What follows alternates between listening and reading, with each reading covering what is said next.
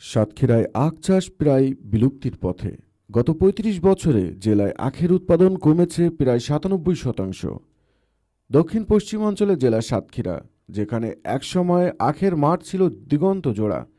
১৯৯০ সালে এই জেলায় প্রায় ৫,২৫০ হেক্টর জমিতে আখ চাষ হতো, কিন্তু সময়ের সাথে সাথে সেই চিত্র বদলে গেছে ভয়াবহভাবে। ২০০০ সালে তা কমে দাঁড়ায় ৩,৯৪৮ হেক্টর। ২০১০ সালে নেমে আসে মাত্র ১৪০ হেক্টরে, আর ২০২৬ সালে এসে আখ চাষের জমি দাঁড়িয়েছে মাত্র ১১৮ হেক্টরে। অর্থাৎ ৩৫ বছরে উৎপাদন কমেছে প্রায় ৯৭%। জেলা সদর উপজেলা কলারোয়া, তালা, দেবহাটা, কালীগঞ্জ, আশাশুনি ও শ্যামনগর উপজেলায় আখ চাষ প্রায় নিঃশেষ হয়ে গেছে। এখন অল্প কিছু পরিবার আখ কেটে রস বিক্রি করে জীবিকা নির্বাহ করছে।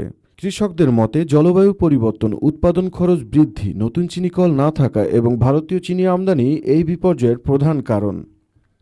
তালা উপজেলার খলিশখালী গ্রামের কৃষক সৈয়দ শেখ জানান, প্রায় ৩০ থেকে ৩৫ বছর আখ চাষ করার পরে গত ১ যুগ ধরে তিনি চাষ বন্ধ করে দিয়েছেন।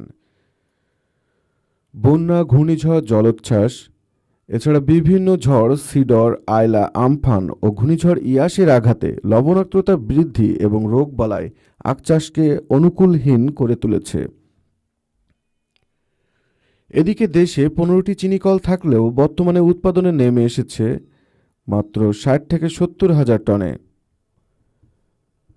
এদিকে দেশে ১৫টি চিনিকল থাকলেও বর্তমানে উৎপাদন নেমে এসেছে মাত্র ৬০ থেকে ৭০ হাজার টনে। অন্যদিকে বছরে ২৩ লাখ টনের বেশি অপরিশোধিত চিনি আমদানি করা হচ্ছে, যার মূল্য প্রায় ৭,০০০ কোটি টাকা।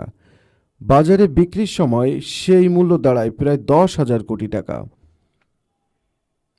জেলা কৃষি সম্প্রসারণ অধিদপ্তরের উপপরিচালক মোহাম্মদ সাইফুল ইসলাম জানান, আখ ১ বছর মেয়াদী ফসল হওয়ায় একই জমিতে ৩টি ফসল করা সম্ভব হচ্ছে না।